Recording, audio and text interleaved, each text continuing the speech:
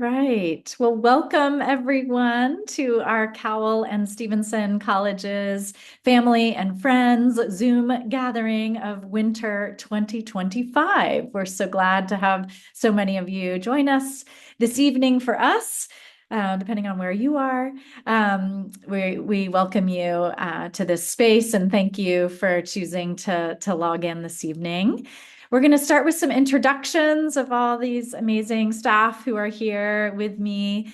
And then the format for this, if you haven't been to one of these before, is we are going to start taking questions via the chat.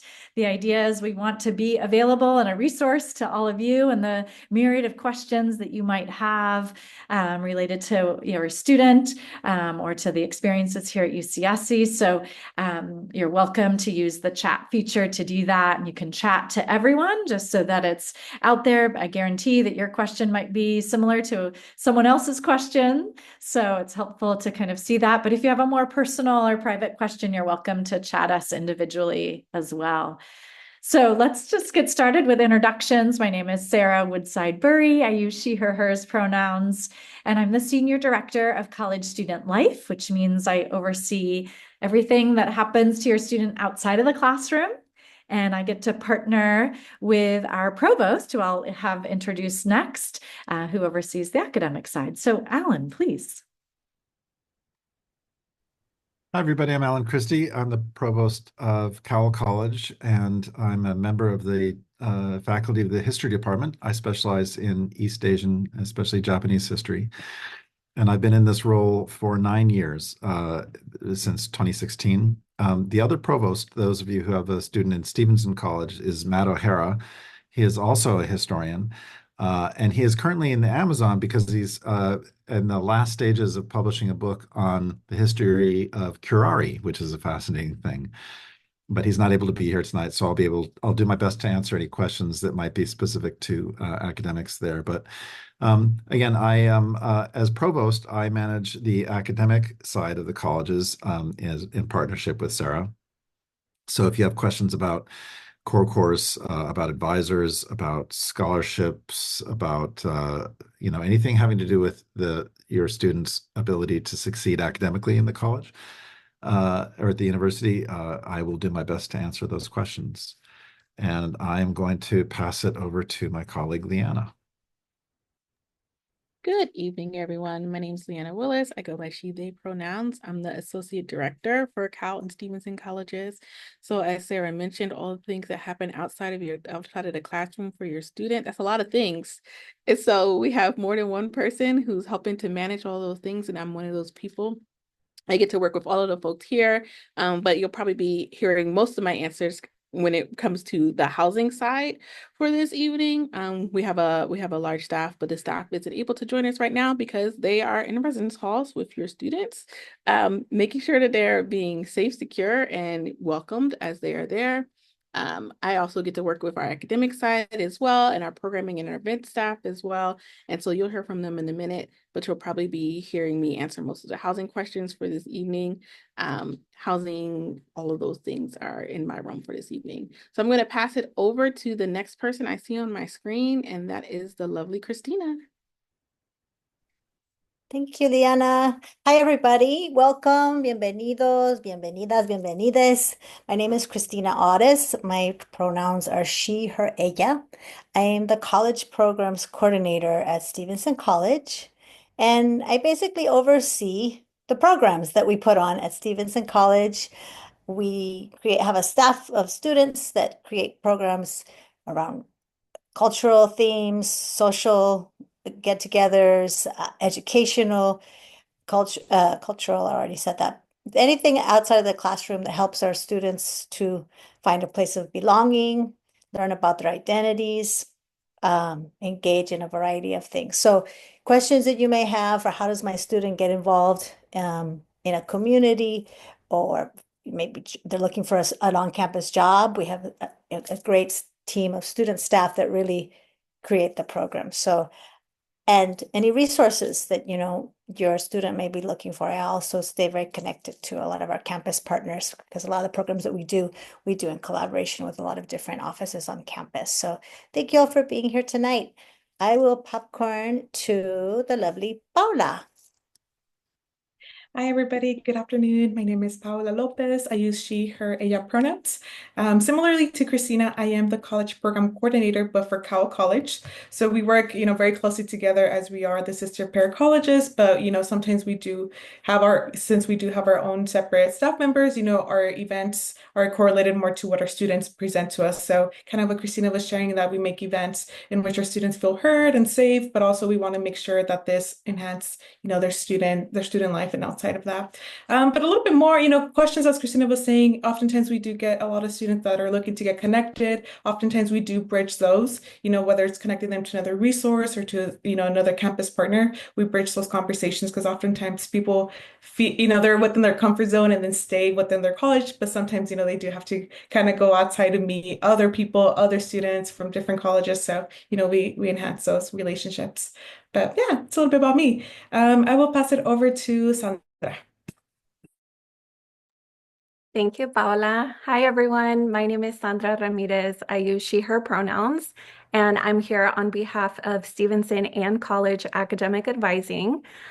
So I work specifically with Stevenson College. I've been in the role for about going into my third year now. And so really happy to be here representing our sister college as well.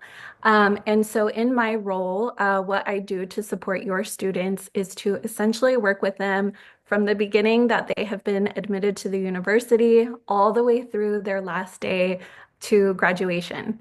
So a lot of the work that we do is really tailored towards academic planning and also ensuring degree progress. So what that means is really making sure that we're working side by side with the student so that they understand what their degree requirements are and ensuring that they're making progress to finish those requirements.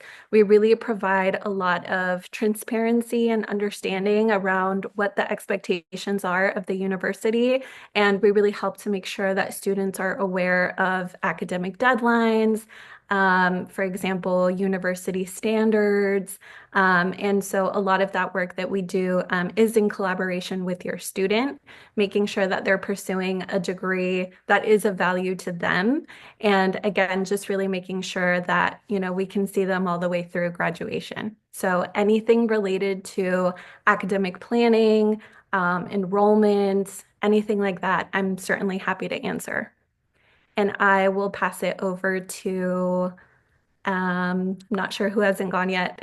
I think it's back to me, Sandra, because I think we've all introduced ourselves. Thank you. And as Gustavo just put in the chat, these are all the ways that you can reach us. These are our email addresses. Thank you, Gustavo. As you probably saw, as we started the session, I am recording this. So we will be placing this video recording in the next couple of days onto our family websites, which I'm sure Gustavo will send the links to as well in the chat. So if you miss something, some great thing, resource that we have to share, you can always go back to the recording, but we also will be heavily using the chat and providing links in the chat. But again, not to worry if you don't copy all of those links in that moment. You can go back to these family pages, which Gustavo is putting in. So if you want to copy and paste one thing, copy and paste one of these links to our family pages, because our family pages will also contain all the other links that we reference tonight.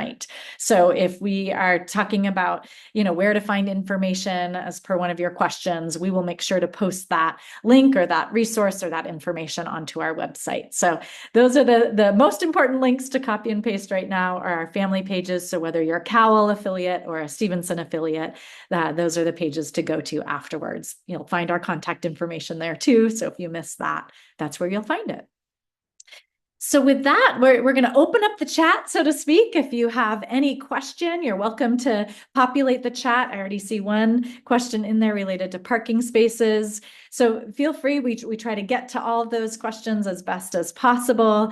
So I want to get started though with housing, because we know that room selection is coming up, and that's going to be a big process on people's minds coming up here in the next few weeks. So I'm going to actually ask Leanna to start a little bit with housing and room selection, and then we'll get to some of these other individual questions as they come. So Leanna, why don't you kick us off with sort of what's happening right now related to housing for next year already?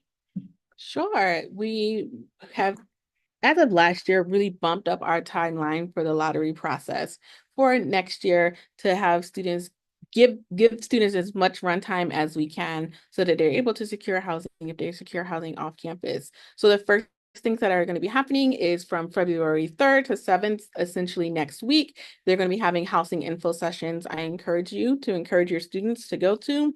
Those housing info sessions are going to go through basically the rundown of what it looks like to be assigned a specific, to get assigned a lottery number, to apply for multiple colleges and what that means and what applications look for. So just to give it a basic rundown, your student is already affiliated with a college. So that is a college where typically they live, where they're going to matriculate from. So that is their affiliation. So you take your affiliation, and that is the college that you're going to use to, that you may or may not want to live next year. So from there, they need to apply to a specific community. The community that they apply to is a community that they will be able to select open spaces from. One thing to particularly note is that if they have somebody who they want to live with, need to make sure that everybody who wants to live together applies to the same community. And then from there, they're able to form a roommate group. Roommate groups are the best way for folks to get an apartment or a room all together, because the first phase of the lottery allows folks who are in a group to select a space to go into all together as a unit. If your student is looking for a single or they don't have a group, they can apply just as a single person to a single space when they get their lottery numbers. Another important thing to note is that you will only receive a lottery number if you apply to the college that you are affiliated with. So if I'm a Stevenson affiliated and I apply to live at Stevenson next year, I will receive a lottery number. But let's say I have a friend who lives at Rachel Carson, or I have a friend who lives at Crown who also wants to live with me. They could also apply to Stevenson. And then when we form our group, everybody would move together with me under my specific lottery number. So the more affiliates that you have in your group, the more lottery numbers that you have. So the person with the highest number has the best chance to get in. And then for those folks who do not get selected for the lottery, the next thing that we have is our second selection process. So there is a waitlist process as well. And then this year we have moved towards an opt-in waitlist. So the thing that I can encourage students to do is to select all of the room types that they think are going to be beneficial to them. So residence hall triples, quads, apartment singles, things like that. So they would select the room type that they want, and then we use those to start to move people off of the wait list. Lottery numbers are distributed randomly, I believe. And then the other thing to note is that there are also themed housing or living learning communities as well that have an additional application process. So there might be some additional questions or things. So students who are interested in specific themes also can apply to those at the lottery selection time as well. Thanks, Leanna. Appreciate it. And thanks, Gustavo, for putting the continuing student housing link into the chat. That's an important page to direct your student to, guide them there so that they are aware of all these dates and deadlines and the things that Leanna just shared. So thank you about the lottery process, et cetera. Yeah, and then I see some questions in the chat. It says, are there apartments available on campus? Yes, we do have apartments available on campus. We also have some apartment communities downtown in Santa Cruz as well, which are nearby, which students can get on and off campus through the loop or through the bus system as well. And then for students who are interested, okay, Kristen, great question. For students who are interested in being an RA, we are in the process of selecting what those student leaders are going to be for next year right now. Typically, the RA role is designated as, I believe, 15 or 10 hours a week. I am so sorry. I cannot remember how many hours a week that the RA role encompasses. But it's very flexible role. So a lot of it is meeting, being in community, and having a conversations with your residents as they are in the halls together. We do something called intentional interactions. So our staff ratios are about I want to say 25-1, which means each RA has about 25 residents that they're responsible for reaching out, making contact with, and making sure that they have updated resources, are introduced to social clubs and activities. And then our RRAs also do some additional programs and events for the students in their halls as well. Then they also have on-call responsibilities. So on-call responsibilities are essentially kind of like they do neighborhood walks. So they would walk through their community to see if anything is happening, answer any questions. When folks are doing things they aren't supposed to be doing, sometimes our student staff are their first point of contact, where it's like, hey, you need to keep the noise down, or hey, things are getting a little bit too rowdy. And so our student staff do some of those things. But when it comes to heavier incidents and when it comes to much later after hours, we also have the residents community safety partners. So the RCSPs are our full-time staff who are also there for safety and security to make sure that all of our locations and doors are locked and secured, and that folks are getting help if they need them after hours too. The way that is separate and changing from the lottery process is if you are selected to be an RA student staff member, you're required to live on campus, and then they are also required to live in specific locations. And so those RAs are assigned to a room in the community where they would be working. Perfect, Leanna. Thank you. I'm going to give your vocal cords a break and ask our CPCs, Cristina and Paula, do you want to talk about some of the other student leadership positions or other student jobs on campus? And maybe after that, Sandra, if you want to talk even about the peer advisor position or other ways students can get involved. So Cristina and Paula, you want to get us started with other student leader positions besides the RA position? Sure, I can talk a little bit about that too. For the PAs, for example, PAs for us stands for program assistants. The academic side also has PAs, and those are peer advisors. I'm sure Sandra will mention that as well. Our program assistants in our programs and activities offices for myself and for Paula are really a team that around this time, probably next month, we're going to get out the word for advertising that job, and we'll start doing interviews, and it's open to students from all across the 10 colleges at UCSC. Every single college has a team of program assistants, and we're looking for students that really want to be part of a team to provide programming of all kinds that's responsive to the students, that is part of their own passions that they really are trying to educate themselves more about, or communities that they want to uplift, or a topic that they want to educate folks on, or if they see a need that there's people need to learn more about harm reduction, or in terms of substance abuse, or if they're trying to learn more about what are my mental health resources on campus. Let's do a little mini resource fair. All kinds of programs that we do, and it's really great because we work with them and do a kind of education development training with them before the fall quarter. They get selected in the spring quarter previous to the year that they're going to work. And then they come back to bond as a team and get some education and training for the roles that they're going to be in as program assistants. And then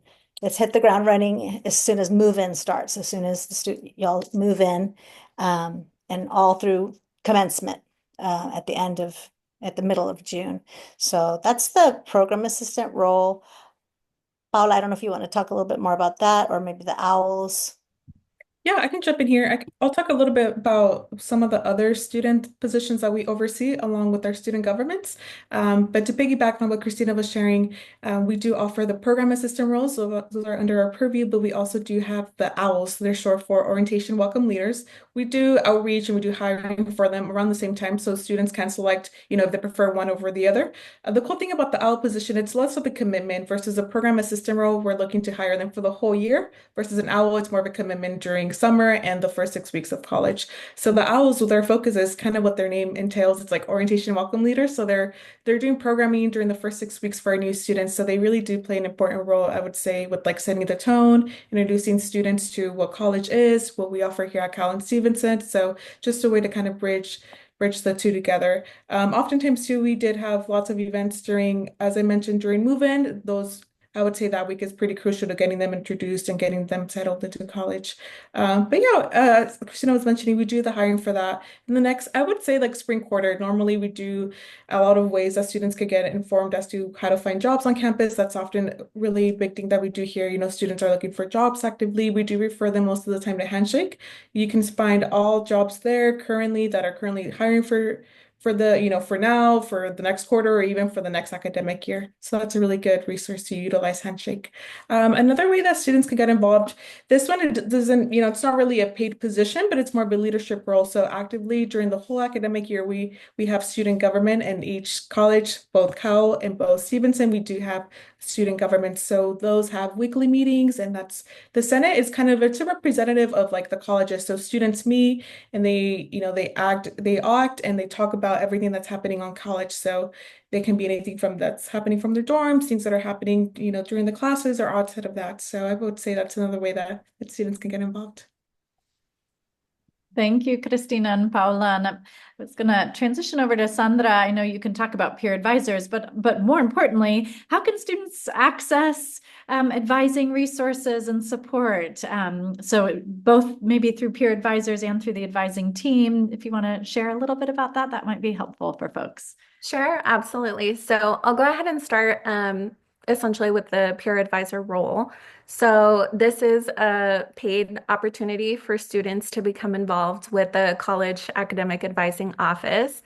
And so essentially at Stevenson and Cowell, we have been fortunate to have funding for these positions. So at Stevenson and Cowell, we have a group of normally around 3 to 4 students who have they're essentially affiliated with our college. So they have some experience of what it's been like to, either live at the college or, again, just have experience under their belt in terms of what it is to be a student at UCSC. And so as the academic advisors, we oversee this position and we provide formal training to the peer advisors.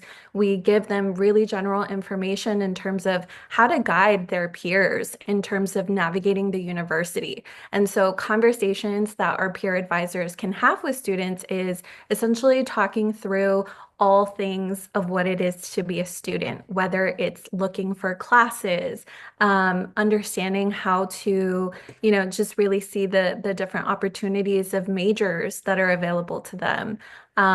Anything in terms of, as my colleagues have mentioned, residential life, right? What's it like to live in the dorms and things like that. And so the conversations can be really fruitful on a peer-to-peer basis. And essentially what the peer advisors do is not only do they support the larger UCSC community, because day to day they're having interactions with staff, with faculty, with students, with parents. It's a really dynamic role. And at the same time, they're also working to support our college assistants who are also in the college academic advising office as well. So it's a really great opportunity for students to get some of that leadership skills under their belt. And again, just really kind of further share their knowledge of being on campus with our other students.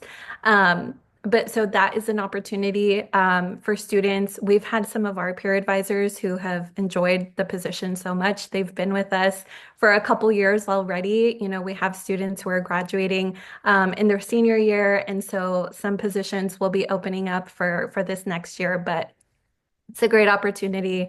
And so along with that, so the peer advisors, they provide this service to students in a multitude of different ways. So your students can get access to our peer advisors through email, through dropping in person.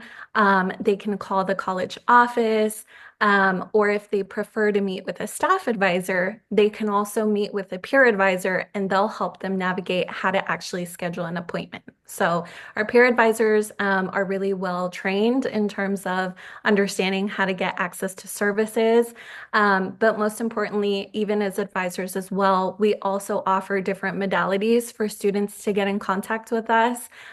We also do in-person, remote advising. We do email advising, and sometimes we'll have students drop in as well. So we're definitely readily available. And then students also have access to Select Success, which is the portal that students can essentially create their own appointments through, whether it's with college academic advising or whether it's with a major advisor.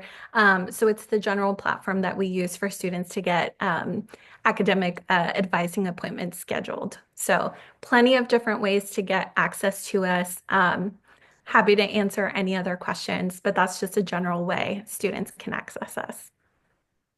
Thanks, Sandra. I appreciate it. And while we're sort of in the academic thinking, I'm going to ask Alan, if I can put you on the spot, Alan, to talk a little bit. There was a question earlier about research opportunities, but maybe you could talk not only about research opportunities, but sort of connection to faculty, the importance of office hours, that kind of thing. Sure. Yeah, there's a wide variety of ways that students get involved in paid research jobs, and they can differ from division to division. So we have 5 divisions: the arts division, humanities division, engineering division, the physical and biological sciences, and social sciences. And many of these divisions have research organizations. Like in the humanities, it's the Humanities Institute. As a historian, I'm in the humanities division. They have the Institute for Social Transformation in the social sciences. They have Institute for Arts Research in the arts division, and similar things in engineering and physical and biological sciences. And all of these entities run paid internship programs that students can apply to. So you can have your student go to any one of these organizations within their divisions, usually through the website, and see what kinds of opportunities they have. Again, I'll give you an example from one I know very well. The Humanities Division has a $1 million grant from the Mellon Foundation to help place students in research, paid research internships with faculty. And I have, in my own research group, I have an international research project called the Okinawa Memories Initiative, and I have 5 students who are paid interns working with me. But there's students students have opportunities in all kinds of places like that. There are other kinds of opportunities that they can go to, but I think the most fundamental way is to get to know professors. Professors are often both doing their own research and they're doing teaching. They're doing lots of other service things on campus. And so it's when we professors get to know a student that we're most able to sort of focus in on what some of those students' individual needs might be. And as we get to know students, we're often inviting the students to do some work with us into our research areas. This is particularly true in the sciences, where students are often at a later stage in their training, maybe junior year, they get into a lab. Now they're working in a lab with a scientist and doing some of the work there. And the scientists' grants usually have money that can pay for undergraduate student internship research. So those are the primary ways. But as Sarah was saying, I think the most important thing, and one of the things that the students, of course, they're young people that have a harder time getting themselves used to, is going to office hours with professors, going up to talk to a professor after class and saying something about what they're interested in, getting to know what the faculty does, and then seeing if there are research opportunities that they could have with them. So while there are systematic and institutional organizations that support these things systematically, for many students, it happens when you get to know the professors. I will say, just again, in my Okinawa Memories Initiative, I'm a history professor and I have history students in that. I have human biology majors, linguistics majors, politics majors, environmental studies majors, arts majors, film, digital media majors. I have majors from all across the way. So another thing for your student to think about, for example, I have global and community health students in my project. They might think about broadly about their interests, not necessarily focus in on their major as the way to get those research internships, but to think about where do they think that their interests might apply to more broadly in the world. And they might find that there are great research internships available for them in that way. So that's another thing that I would recommend people talk about and think about. But the Career Center will have some idea of some of this stuff. but many of your students can also, if they're feeling shy about this, can just reach out to me or Matt O'Hara, because that's one of the things that a provost does is we give advice to students about this kind of thing. I've been on this campus for 30 years now, which means, long time. The students are sort of aghast, longer than I've been alive by a lot, they'll say. But one of the things that means is that I know the campus pretty well, and I know a lot of the faculty who have been around for a long time. And so I have good connections in engineering and in physical and biological sciences, even though I'm just a simple country historian. So that's how I would recommend people get started there. Thanks so much, Alan. Such great advice. We're so lucky to have Alan and Matt as our provosts, and we'll be sad when Alan's tenure is coming to a close. It has been, this is my 9th year. That's a long time. And I'll say this, I've enjoyed it. It's the most meaningful job I've had in the university. If I could just, when I'm a history professor, I think I know my students well because I'm in the classroom with them. But when I'm a provost, even though there are more students who I have a responsibility for, I actually learn things about their lives that I didn't learn as a history professor. Their financial struggles, their relationship issues, their struggles with some of their classes and whatnot. We have lots of courses at Cal. I go and sit in on all of those courses to observe both how the instructors are doing, but also how the students are engaging with things. And so being in this role, I've learned a great deal about students over the years and how they've changed. And so it's been a fabulous job for me. There is an advantage in having people turn over. More faculty are going to come in with new ideas. They're going to learn some more things. More faculty will know more about the students in this kind of way. So it will be a little sad to retire, but there's going to be, the college is going to be in great hands again next year. So. But for the meantime, another 6 months, students can ask me anything they want. Thanks, Alan. So hopefully you've been hearing from us all the ways in which your students can get involved and invested in both their housing and what student leadership and jobs, and getting advice on whether it's internships or academic advising needs. And I've been seeing a couple questions in the chat, at least one around counseling and some other resources. So in addition to all of us and all the amazing resources that we are here at the colleges, there are also other campus entities or resources that support all of our students.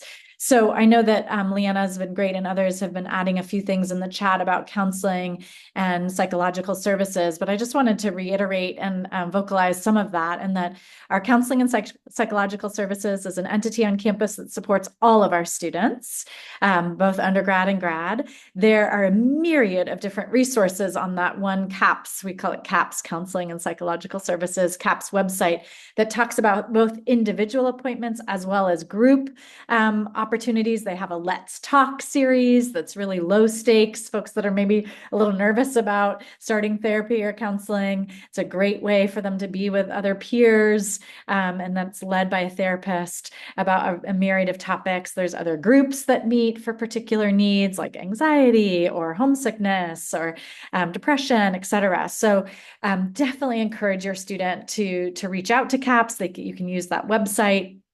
And again, any of us, right? As Leanna said, please encourage them to maybe even come into our office and ask for some support through our residential education staff, or if they've made a connection with an advisor in our advising team, or a peer advisor, or even someone in our programming and activities office. All of us are here to support students. And if we don't know the answers or we don't have the expertise, like Alan said, we'll use our contacts and our referrals all across campus and get your student connected to the folks that they might need.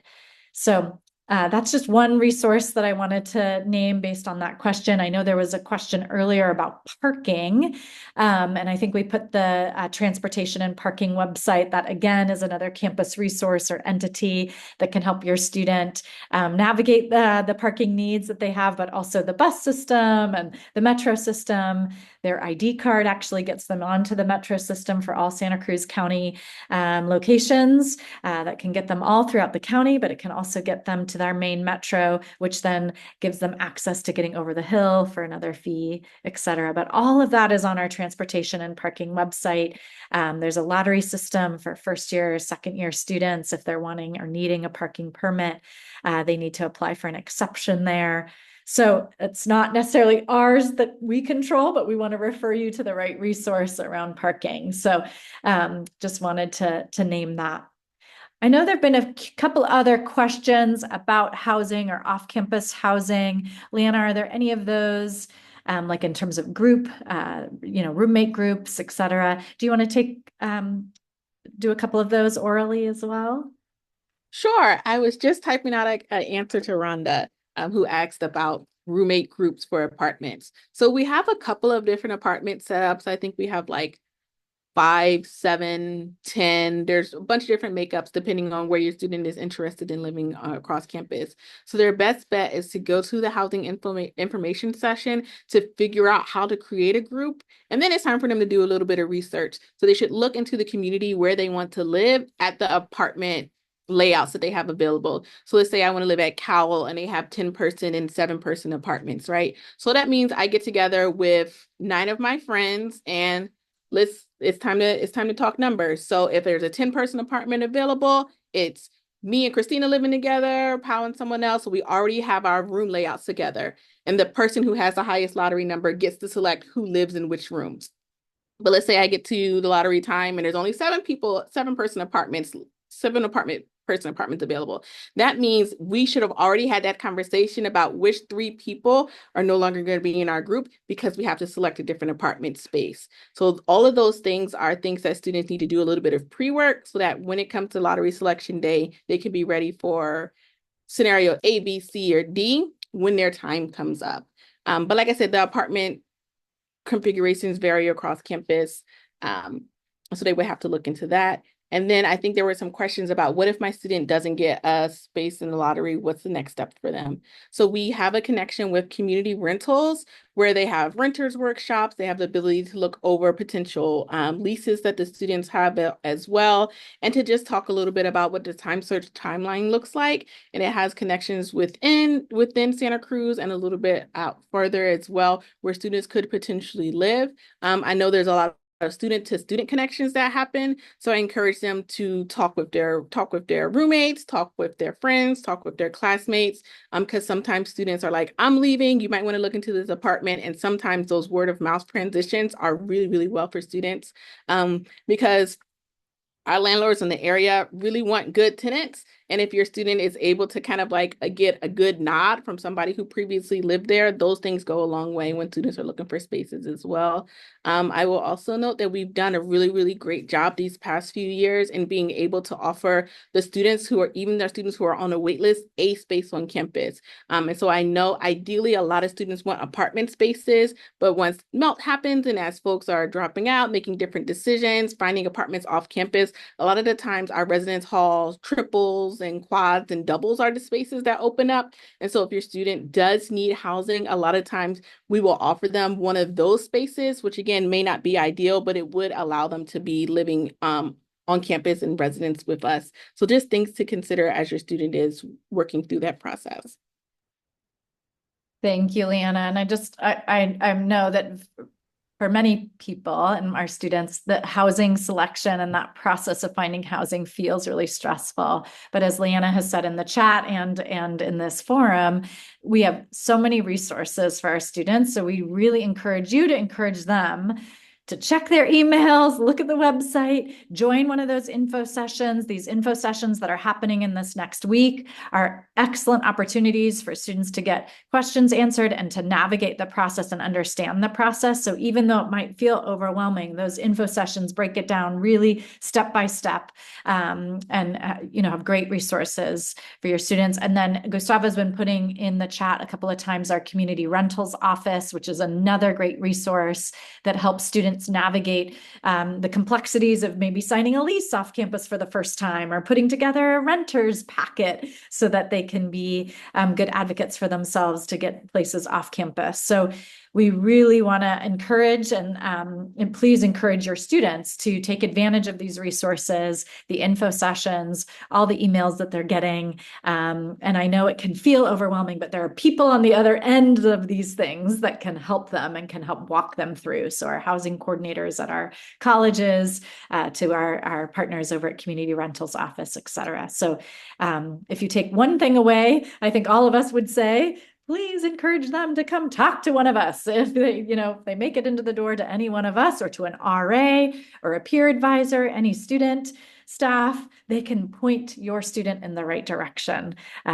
But if we don't know about it, then it's hard for us to get them the right resource, right? So you all too can reach out to us. If you're concerned about your particular student, reach out to us and we can reach back out to your student in particular as well. So I know that can sometimes be helpful. And we don't even have to say, hey, mom called, and now we're calling you, right?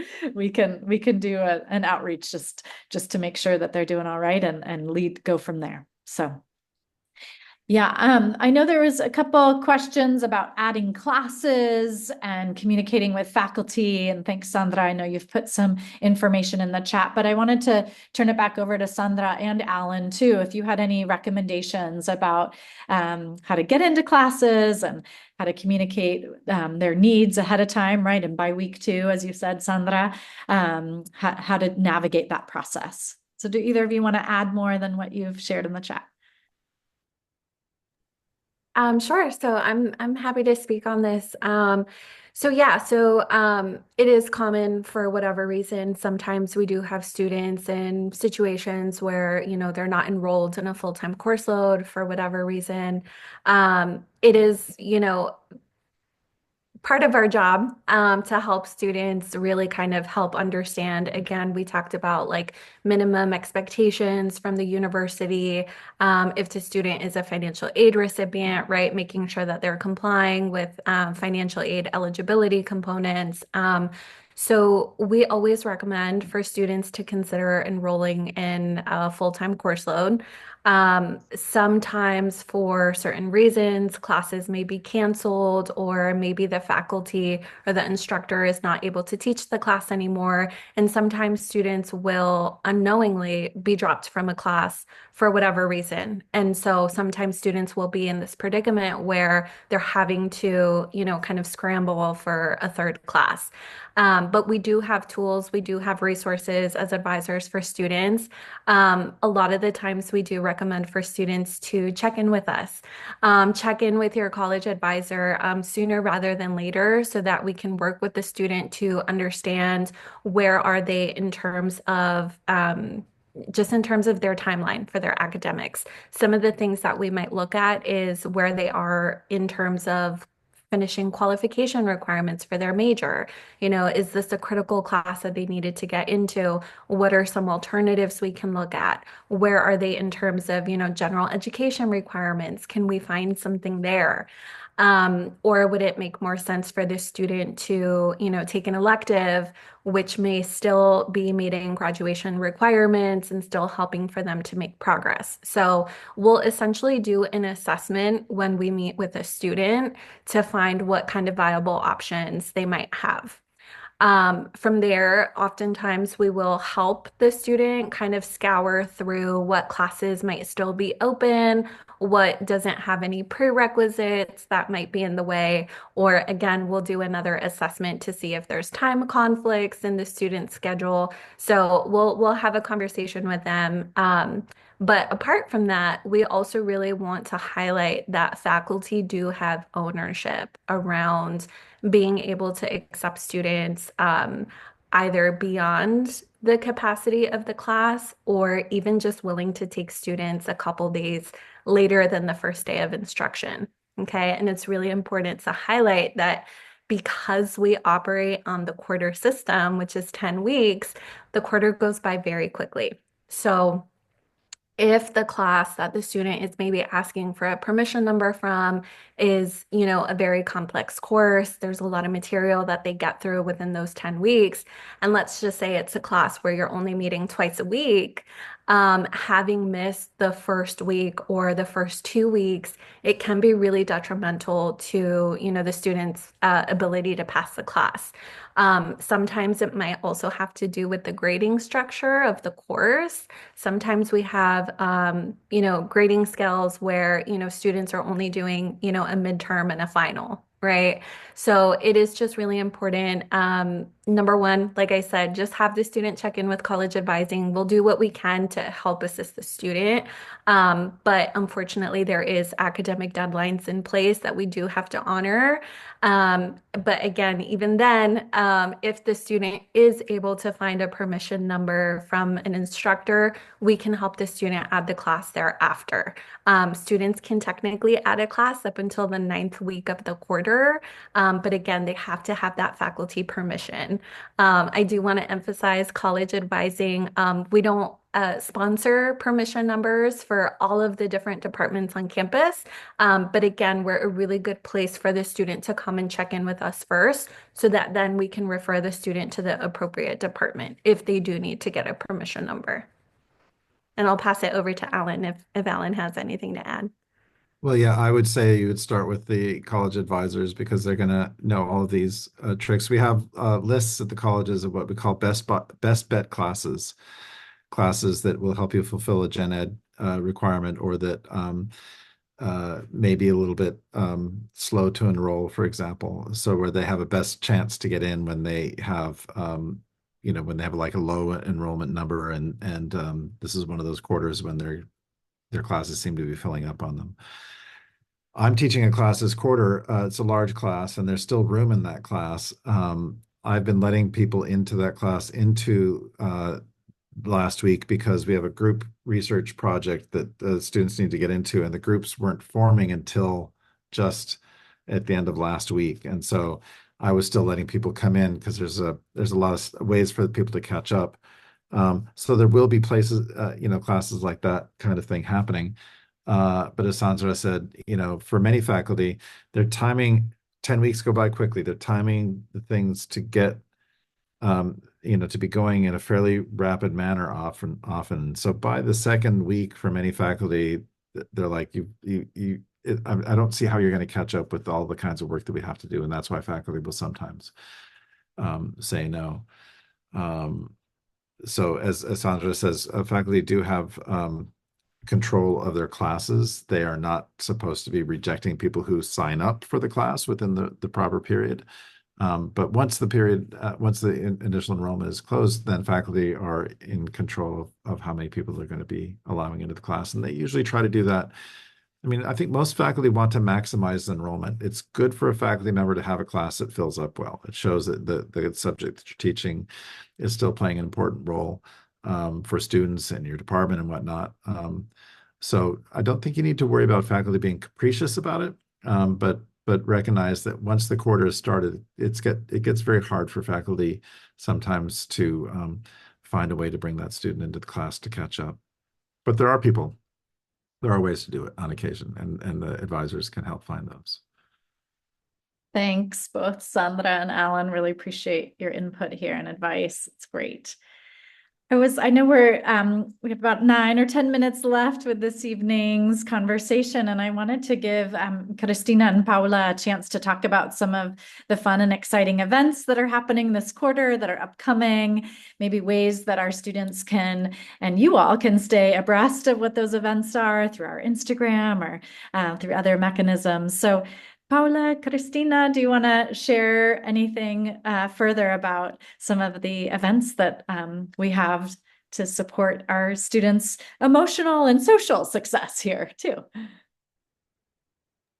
Yeah, I can go ahead and get started. I can share a little bit about what we have planned here for Cowell College. So just actually close to a week, tomorrow will be a week. A week from today, we'll have our first college night of the winter quarter. I'll talk a little bit about what college night is. So they used to be a tradition. Someone fact check me, but I'm pretty sure it's a tradition that started back with the college inception, and college nights used to just be like a dinner in which staff and faculty and students would connect with one another.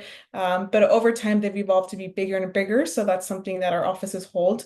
They used to be monthly, but now we've kind of evolved for them to be quarterly. So college nights happen once a quarter and they're held at the dining hall. So it's a big celebrative big night where we have activities and we have music and we usually have a theme around it. So the Cowl one will be next week. Will be happening at the dining hall, as I mentioned, and we usually have a catered menu based on what the theme is. So the one for Cowl next week will be shaped around relationships and around love, boundaries, everything related to Valentine's Day. So it'll be really exciting. We did invite some organizations to table. I know we talked a little about CAPS. Some students will be tabling there. We'll also have some tablers from SHOP, which is another resource on campus. Not only do they do alcohol and drug awareness, but they also do Shop Love, which is another branch of theirs that's a little bit more focused on birth control and sexual education. So they'll be tabling there as well. And a little bit of a more fun component to it, we'll have a club on campus be tabling as well. Will be the Select Book Club, in which they can share a little bit. I feel like oftentimes people don't know about clubs until you see them on campus, either tabling or you'll see them outside or you have a friend that's in them. So, we're just trying to bridge students to get involved, on campus. So that's a little bit about what we have here at Cowl. I think it's also a really festive time of the quarter. Oftentimes during this time, it's already like cold and rainy. We haven't had too much rains yet, so we're trying to take advantage of that in the spirit of Valentine's Day. So we will have some themed events out in the courtyard outside. Hopefully we'll have some Valentine grams, any self-love, ways for students to show appreciation for one another. But that's what I can think of, or at least as of now, but just expect, many events around that. And as Sarah was sharing, we do post those on Instagram, but we do also recognize that many students don't have social media or don't get the information right away. So oftentimes we do send out emails. We do that day before. That's just another way that, we get information out to our students. But yeah, that's all I can offer right now for Cowl. I don't know if you have anything to share, Christina, regarding Stevenson and any offerings this winter quarter. Thank you. There's a lot of things happening that weekly as well, which is nice for all students. That's something they can kind of count on and look forward to and check in every week if they want to, or they might miss a week, but they know it's always happening. Two of those spaces that are actually Stevenson and Cowl sponsored. We work together to sponsor these. One is the open mic night that happens actually tonight at 8 o'clock from 8 to 10, and it's open to all students and all different artistic expressions. It ranges from students who have never performed in front of a group to folks that might be more seasoned. It's a very supportive, welcoming environment, and snacks and hot chocolate are provided. We have two of our student program assistants who lead and facilitate the night, receive all the performers that come and all the people that came just to watch and support too. So that's a really fun ongoing tradition that happens weekly. Sometimes they're themed around different topics, themes. They might invite a special group to come and promote something else that's happening on campus.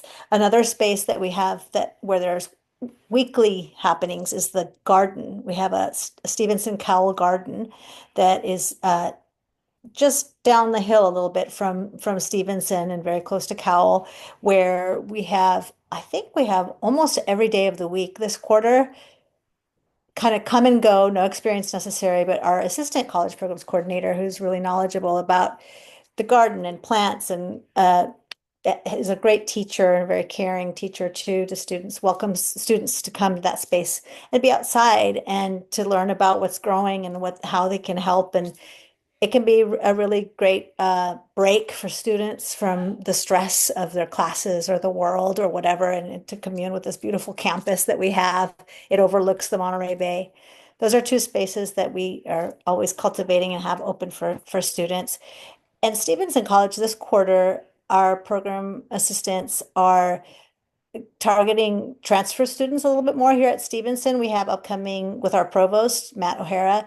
When he comes back from the Amazon, he is going to be hosting, along with some of our program assistants, a dinner for Stevenson transfer students, new and continuing transfer students, really meant to show them love, share with them resources. We have a dinner for them. And we're also going to be doing something similar with first generation college students later in the quarter. And again, these are ideas that came from our student program assistants. students that hold these identities and see a need. And so it's really exciting to be able to work with the students and help them put their vision to life and also help them as they're growing in leadership in that way. And that's one of the funnest things I think about what we do. So yeah, that's probably a little overview of some of the things that we're doing. Thank you. Thank you. Thank you both, Paula and Christina.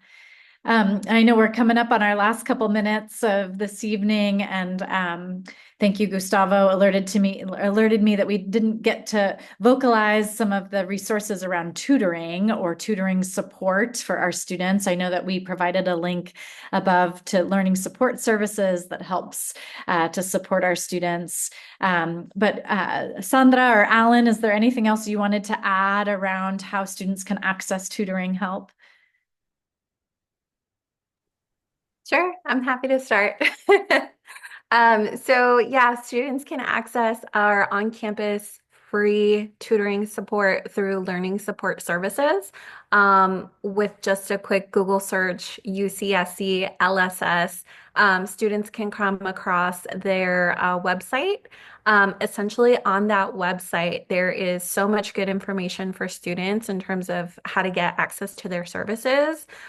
Specifically, every single quarter, LSS does a great job of posting all of the classes that they are supporting or sponsoring tutoring services.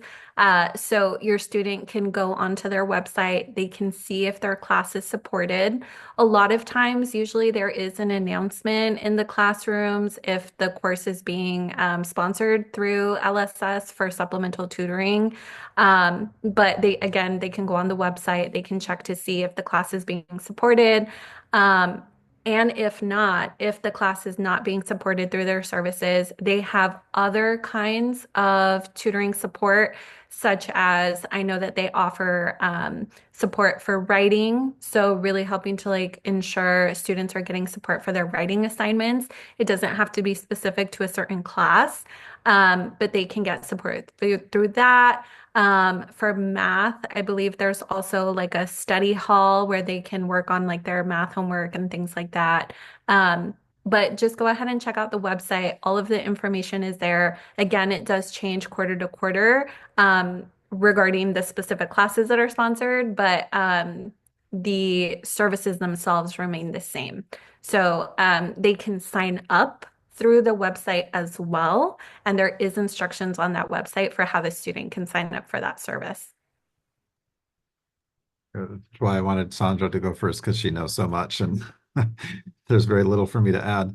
I would say as well, again, I'm speaking as a faculty member, especially if it's a large course, I would approach the professor and say to the professor, hey, I'd like to organize, a study group, or I'd like, do you have anybody who can help me with this subject with some tutoring? Two reasons why. Of course, one is it's going to be difficult for the student to do this because they're going to feel maybe embarrassed or ashamed because they're going to ask for help. And the most important thing they can learn at college is to ask for help, right? And they get practice going to talk to their professor. But the professor may actually say, I've actually got some advanced students who we could arrange for tutoring for you. Or yes, let's go ahead and announce to the class we'd like to form a study group. One of the reasons that's also useful to do is because sometimes students will work together in ways that will put them afoul of certain rules for how to do the work in a class, and professors can be concerned that they're not doing the work on their own, but they're getting the work from somebody else, and they can wind up in some trouble with academic integrity processes, right? So the best thing to do is always to go talk to the professor and say, I could really use some help with this class. Can we organize something? And again, the professor might say, let's talk to the TAs. Maybe the TAs can do something. I think most professors want the students, and when I say most, I'm talking like 99.9% want the students to succeed. Another thing that I think I would say is many students don't take advantage of the accommodations that are available to them through the Disability Resource Center. And so when I have students in my class who maybe have a diagnosis of ADHD, or they have a track record with some with some difficulties in class, they can go to the DRC and they can get a variety of accommodations. Some of those might be extra time on a test or extra time on assignments or something like that. Sometimes there are things like, the DRC has students that they hire to help your student take notes in class, right? So if they're having trouble keeping up with a lecture, they don't really know how to take notes. So, there's stuff on the screen, there's stuff that the person is saying, there's conversation going on in the class. I don't know how to organize all that stuff. The DRC has students who are hired to help both take notes and help the student learn how to take notes themselves. So when it comes to learning support, think about the tutoring in a broad spectrum of learning support, and think about involving the professor, because the professor is actually the one who's teaching the class, who's designed the class, who knows what the learning outcomes of the class are best. So if you don't see an LSS, learning support services, or a writing center kind of support that seems to work the best for them, honestly, go talk to the professor. I think most professors would be thinking, thank you for coming to talk to me. Let's help you get this right. Yeah. I think the one class I really want to have on campus, and we've actually just started it, is I wanted to call it How to Talk to Your Professor. Because I swear, so one of my other roles is that when a student is accused of academic misconduct, they've cheated on a test, they've plagiarized or something like that, right? They get sent to me, and there's this whole dun dun dun kind of feeling as they walk into this older man's office, and I have to talk to them about, what went on. But I'm always there in the conversation to help them figure out what went wrong so they can be coming out of the situation stronger. They know how to take care of their stress and work. They know how to do all kinds of things. But I will tell you that one of the most common sources of students having problems is they don't know how to talk to their professors. Like, well, I was sick and I didn't think the professor would want to know about that. So I didn't think I had a chance to ask for an extension or whatnot, right? And I say, well, you'll never know if you don't ask the professor. And so learning how to advocate for themselves, learning how to go ask for help, learning how to go to the professor and say, I need help, is the most important thing they can do for their academic success, I think, bar none. Absolutely, Alan. Thank you. And it goes for anything outside of the classroom too. Just whoever they've made a connection with, whether it's a peer, a student leader, a staff member, a faculty member, a TA, a tutoring support person, right? CAPS, just as long, if they say, I need some help, guaranteed all of us are willing and able to mobilize and get them the help that they need. So please do not hesitate to encourage them to reach out and to ask for help. We have resources and support available all across campus. So with that, I think that's a perfect note to end on. We're all here. As Gustavo just put in the chat, our email addresses, all of our links to our websites and to the family pages of our websites, as well as our Instagram accounts, so that your students can get involved and know what's happening on our campus. So thank you, Gustavo. Again, all of this will be posted on our websites, on those family pages. So make sure you bookmark those family pages. This recording will be added as well. And with that, thank you everyone for being with us this evening. Thank you to our staff and to Alan for all joining us tonight. We really appreciate your extra time and all your questions. So with that, have a good evening. Take care.